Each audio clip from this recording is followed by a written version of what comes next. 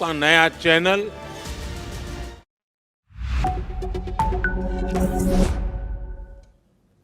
Hello and welcome viewers, I am Pia and you're watching NewsX World. Let's take a look at the top headlines this hour. A day after claiming that the US has lost India to China, Donald Trump has toned down his rhetoric. Calling Prime Minister Narendra Modi a close friend, he has stated that the two countries share a special relationship. The Indian Prime Minister has expressed his appreciation for President Trump's comments on the state of bilateral ties. He has shared the American leader's positive view of the forward-looking, comprehensive and global strategic partnership. Indian Prime Minister Narendra Modi will not attend the UN General Assembly session that is set to be held in New York from the 23rd to the 29th of September. According to the revised provisional list of speakers, External Affairs Minister Dr. S. Jaishankar will now deliver India's statement on the 27th of September. A Canadian government report has acknowledged that Khalistani terrorist groups supporting violent means to establish an independent state within Punjab in India are suspected of raising funds in a number of countries, including Canada. The report highlights Babbar Khalsa International and the International Sikh Youth Federation as terrorist organizations receiving financial support originating from Canada. The ICE has detained 475 workers in a massive raid at a Hyundai facility in Georgia. A special agent of Homeland Security has revealed that the employees were working unlawfully. Meanwhile, the Trump administration has termed the detainees as aliens. Israel has struck high-rise buildings while ramping up its offensive to take over Gaza City. Defence Minister Katz has warned that the strike on the buildings is just the beginning of a string of major attacks. Donald Trump has revealed that US officials are currently negotiating with Hamas to reach a hostage deal. This comes as Netanyahu continues to escalate the Israeli offensive in Gaza. Tropical typhoon Peifa has left 24 people wounded and over 40 buildings damaged in Japan. There are also reports of agricultural greenhouses being blown away by the strong winds in Yaesu City. Well, viewers, those are the headlines and our top focus. So what's happening as far as the Indo-US equation is concerned? Now, after his earlier comments suggesting that the United States has lost India to China, US President Donald Trump has now toned down his rhetoric, stating that ties with New Delhi remain special and that he continues to share a strong personal bond with Indian Prime Minister Narendra Modi. Listen in. I always will. I'll always be friends with Modi. He's great. Prime Minister, he's great. I'll always be friends, but I just don't like what he's doing at this particular moment. But India and the United States have a special relationship. There's nothing to worry about. We just have moments on occasion. US President Donald Trump has stated that he is disappointed that India is purchasing oil from Russia. However, the president also reaffirmed the special relationship between the two countries, insisting that he and Indian Prime Minister Narendra Modi will always be friends despite occasional disagreements. Now, responding to Trump's comments, Prime Minister Modi has stated that he appreciates and fully reciprocates Trump's sentiments and the positive assessment of India-US ties as well. He's also pointed to the comprehensive special relationship that both nations are sharing on the strategic front. Joining us on the broadcast is Ambassador Veena Sikri, former Indian diplomat from New Delhi. Thank you so much for taking out time speaking to us on NewsX World. What do you make of Trump's fresh statements? This, of course, follows a barrage of statements that were made by his very close advisors, his Commerce Secretary as well yesterday, emphasizing that India would eventually bow down to the pressure. Now, Trump is toning down, softening his tone as far as India is concerned. What is your assessment of what's taken place? Well, I think that President Trump, yes, certainly we were rather disappointed by his tweet of yesterday, when he tried to hint that maybe we are losing India. But I do think that this was based on an incorrect understanding of India's foreign policy of strategic autonomy. You know, India's foreign policy of strategic autonomy is not a zero-sum game. We develop our bilateral relations with all countries and groupings as we think appropriate in India's best national interests. So in case there is a meeting between President Xi Jinping and Prime Minister Modi, or President Putin and Prime Minister Modi, or even a trilateral photograph of the three, it does not in any way affect our bilateral relationships with the USA. And we've always been trying to say that. And in fact, despite President Trump's tweets, the bilateral relationship with the USA has been growing and developing on its own. There were joint military exercises in Alaska very recently. The bilateral trade agreement is continuing its negotiations. You know, there was a meeting on the IMEC between India and USA. There was a 2+2 meeting at various levels. So all this has been continuing, and I think that it is very good that President Trump, in his tweet this morning, you know, recognizes that the relationship between India and USA stand on its own strength, on their own bilateral strength, and it's a very good relationship. It is a global, comprehensive, strategic partnership, and India and USA has been doing everything together to develop that partnership, whether through Quad or through a number of other bilateral efforts. And I think that Prime Minister Modi's very quick and prompt and very correct response, you know, welcoming President Trump's tweet and saying that India too, and Prime Minister Modi himself, values a friendship with President Trump and with the USA, and we look forward to continuing that in every possible field of endeavor. And I do think that, you know, whether it is on matters like, you know, the purchase of Russian oil, where, you know, for example, we have explained that it is because America requested us to purchase Russian oil. We were not doing so earlier. And the effort was to keep a cap on global prices of petroleum products, and that is why we were doing it. And we do think that the right to do it is part of our own policy of strategic autonomy. And similarly, you know, the other disagreement or misunderstanding that was there on the mediation between, you know, in connection with Operation Sindoor, I think that, you know, India has had a very important and consistent red line saying that there would be no third-party mediation in the relationship between India and Pakistan. And this is what had been explained at all times to President Trump and to his other colleagues, whether it is Secretary of State or others. And I think by and large this point has been understood, and I do hope that with the tweet today from President Trump, this is a new reset and that we will go forward carrying our comprehensive global strategic partnership with the USA from one strength to another based on this mutual understanding. Indeed, ma'am, I request you to stay on with us because it seems that India's External Affairs Minister Dr. S. Jaishankar has just reacted to what has transpired. Let's listen in. I think Prime Minister Modi obviously attaches enormous importance to our partnership with the United States. And where President Trump is concerned, he's always had a very good personal equation with President Trump. But the point is, look, we are engaged, we remain engaged with the United States, and at this time, you know, I can't say more than that, but that's really what I would say. Indeed, we've just heard India's External Affairs Minister. Ambassador Sikri, I'd like to come back to you. This was a very measured response.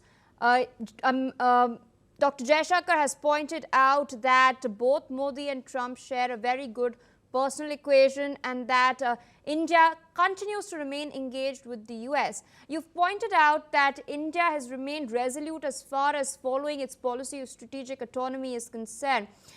We've in fact seen that the Prime Minister has remained mum ever since not just Trump but also his officials have been taking sharp digs at India over the last couple of weeks, from calling India a dead economy to blaming India for the war that's taking place between Russia and Ukraine.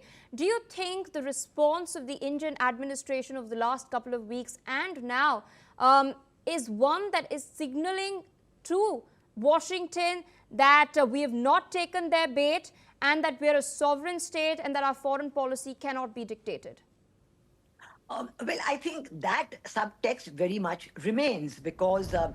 Jaishankar had recently mentioned the three red lines in India's foreign policy with particular reference to the USA. He had said that one red line is that on trade and tariffs, we will always protect, sorry, we will always protect the interests of Indian farmers, of Indian fishermen, dairy producers, and our micro and small entrepreneurs.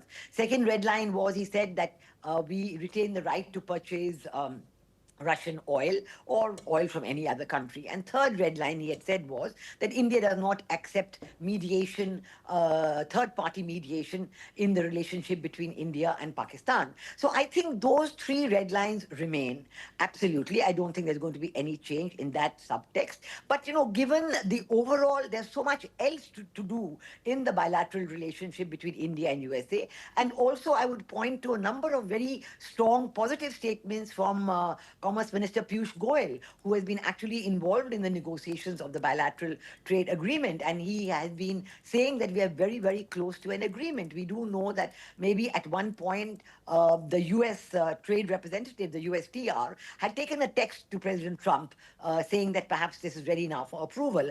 So that approval has not come yet. But I think judging from what Commerce Minister Piyush Goyal is saying, perhaps that approval will come soon. This is all to be seen. We are waiting to see what will happen on that. But I think that all this while, our Prime Minister has been very much maintaining a policy of strategic restraint. He's not been saying anything. He's been keeping quiet. But as soon as President Trump gave that very positive tweet today, our Prime Minister has immediately responded. He has reaffirmed what he has always felt all along, that the comprehensive global strategic partnership between India and USA is very important and very strong. And his personal relationship with President Trump is very good. And he hopes to continue all of this. The personal relationship with President Trump, the bilateral relationship, the growth of the global comprehensive strategic partnership, and the working together in many areas, which in fact has already been going on. Indeed.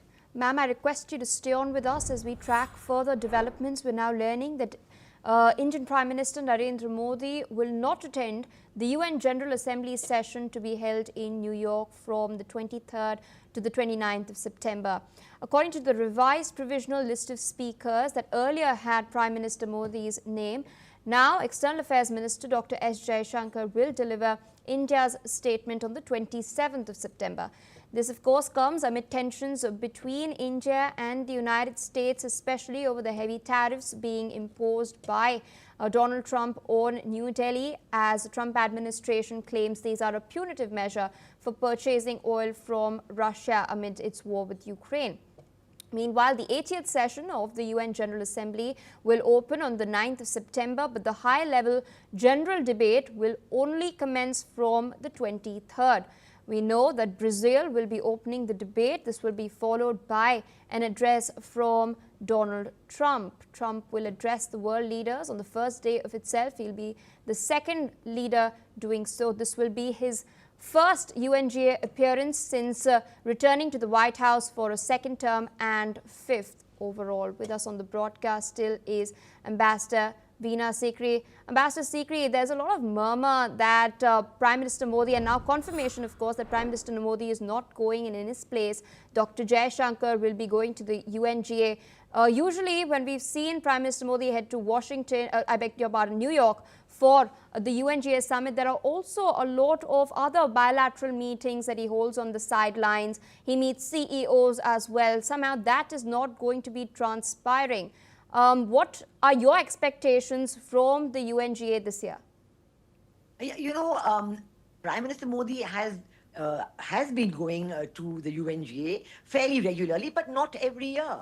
There are years when he has not been able to go for various other scheduling reasons, or for some other events that may be happening in India, for domestic elections and so on. So it's quite okay. I don't think one should look too much into that.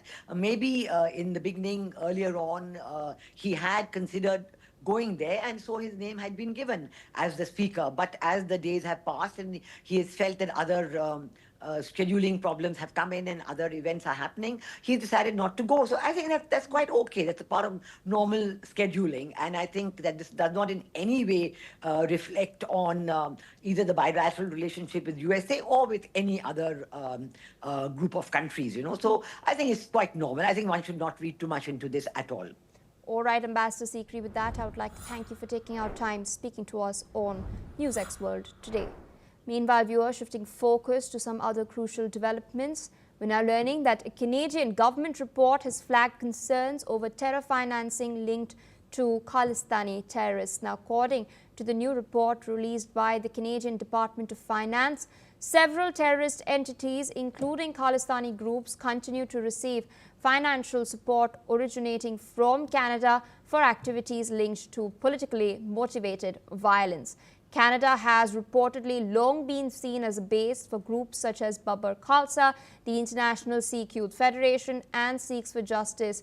And Ottawa has now, for the first time, formally recognized their presence and the financial nexus as well.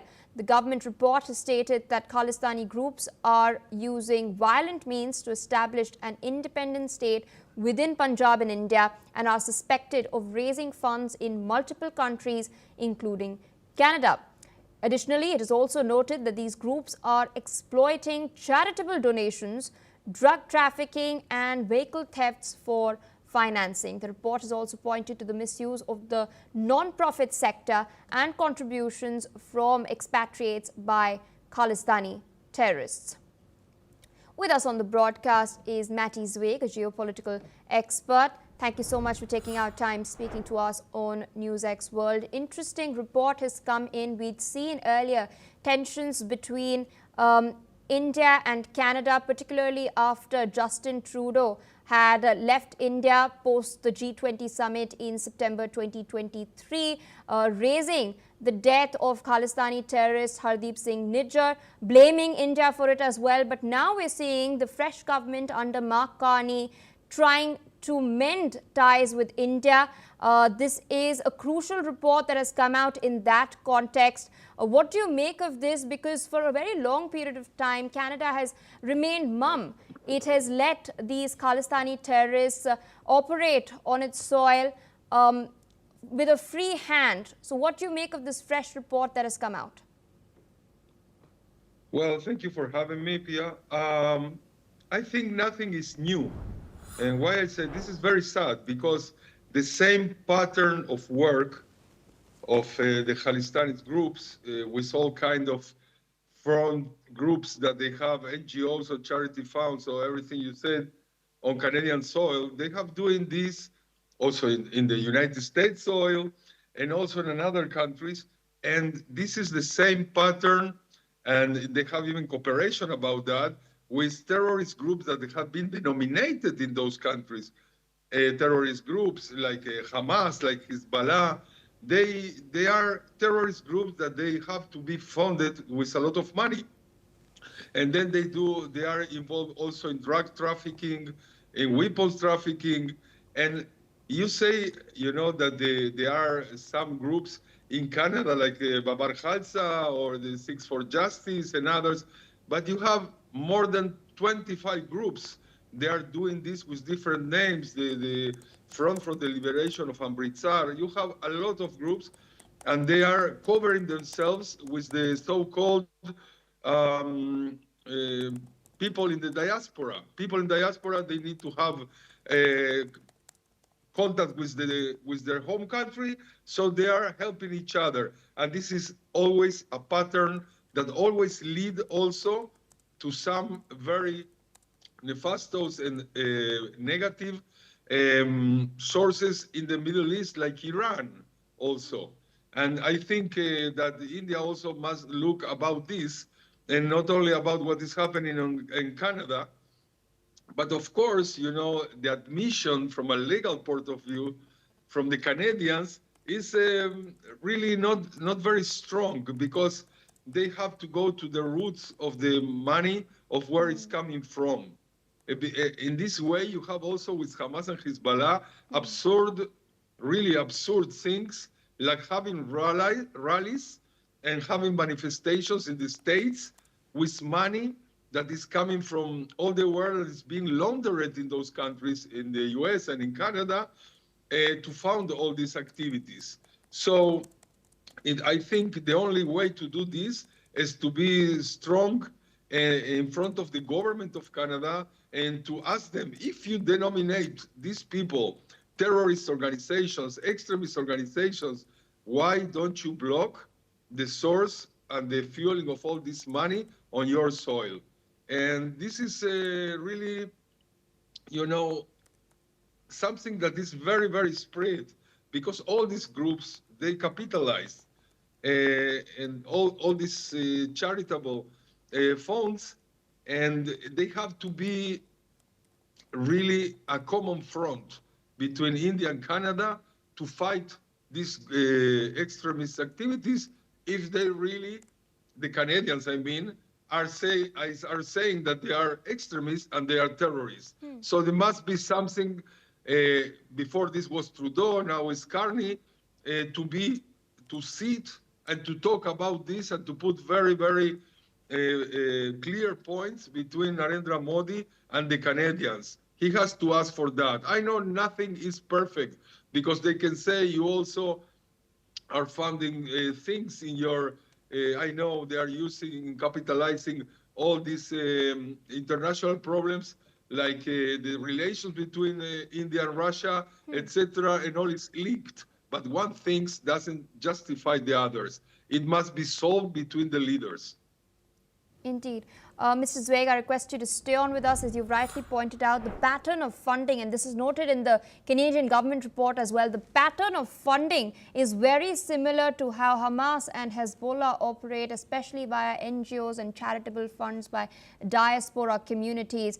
So the larger question, as you've rightly put it across, is whether a mere acknowledgement by Canada is enough, or is it time to nip terror in the bud by completely dismantling the financial nexus.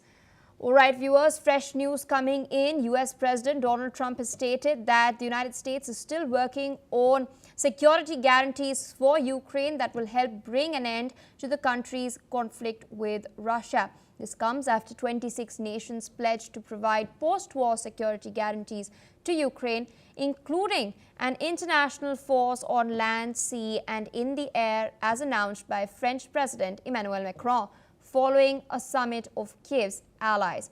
Now, Ukrainian President Volodymyr Zelensky has confirmed that thousands of troops could be deployed to Ukraine under these guarantees.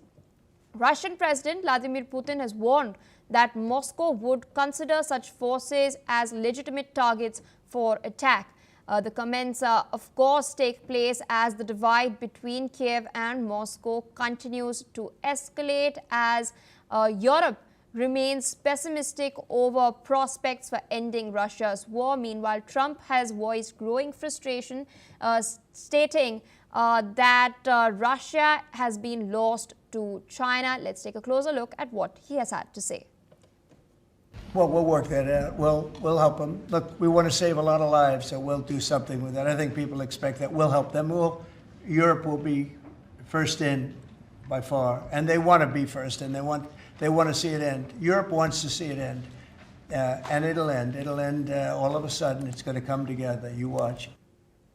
Still with us on the broadcast is Mr. Matty Zweig, geopolitical expert. We've heard what Trump has had to say as well. Europe, of course, being very cautious at the moment. They just had a very important summit in Denmark where the leaders had gathered to deliberate upon the security guarantees. They have stated, unlike Trump, they have not ruled out sending boots on the ground. Russia has responded, stating that they will consider these as legitimate targets as well. How do you think this augurs for Trump's plans for holding a trilateral meeting? Will that catalyze? Well, I think that this is more of what has been going on, and I've been saying in all the last days, in all interviews. Putin is not going from his free will to sit with Zelensky in a neutral place and to say, let's do peace and let's make a schedule of a ceasefire and then a peace agreement. This is very clear because he has been gaining territory more and more, especially in the eastern Ukraine, in the last 10 months. So this is not going to change until he really feels under pressure. And the under pressure he should feel is from Trump. And Trump is every time delaying. He say, it cannot be that you are not going to sign a ceasefire. And then he say, okay, in another 2 weeks, I will see what they do. And then he say, in another month, I see what they do. And then the facts on the ground is there has been more than 6 months of the current administration, and nothing has been changing, really. And the only thing that has been changed is that Ukraine has much less help from the American side. America is also trying to convince Europe not to be harsher on this theme. And then what is going on is that if Trump is not going to change his policy towards Putin, and Putin is also trying to keep himself as a big leader in the world. You can see also just this week shaking hands in China, showing that we have very powerful friends like China and India, etc. So things are not going to change because he has everything to, to show himself. I mean, Putin, like he's winning more and more, even before he even thinks of sitting and in a common ground to have a future of ceasefire and peace agreement. So again, the key is in Trump changing his policy and saying, well, I understood that Putin is not willing really to go for peace. I will change my point of view. I will help Europe, of course, not helping in putting soldiers of NATO in Ukraine, because this is really something that is not going to happen. Anyway, you have volunteers, like kind of mercenary from both sides, from the Ukrainian side, from the Russian side. The Russians, they have Africans and North Koreans. The Ukrainians, they have thousands of volunteers that come from Europe, North America, South America, and they don't need to put real troops from NATO there if it's not something that this achieves through agreement. So we are in a dead point. If Trump is not going to change his tone towards Putin and with more sanctions, but real sanctions, but there is something that Putin is right. I mean, he said to Europe, you continue to buy a lot of oil and gas from Russia, even that you don't want any relations with him. I mean, they have decreased the quantities of oil and gas, but they are continuing to take from them in all kinds of ways, especially through Hungary and Slovakia, but not only. And they also paying with them, paying to them, I mean, through the international normal channels of payments when they say they are going to stop this. So also Europe has to check themselves what way they will continue to talk when from the other side they are not really doing what they say with the facts on the ground. All right, Mr. Zweig, with that I would like to thank you for taking our time sharing your perspectives on these very crucial developments. Meanwhile, viewers, more news coming in from the United States of America. We're now learning that nearly 500 people, mostly South Korean nationals, were arrested in the largest single-site immigration enforcement operation by Homeland Security investigators at Hyundai's electric vehicle plant and adjacent battery plant construction site in Georgia, in Atlanta.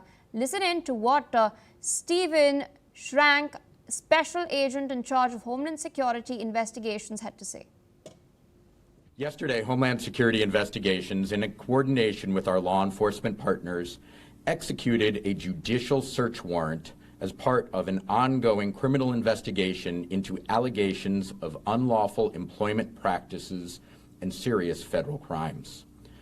This operation underscores our commitment to protecting jobs for Georgians and Americans, ensuring a level playing field for businesses that comply with the law.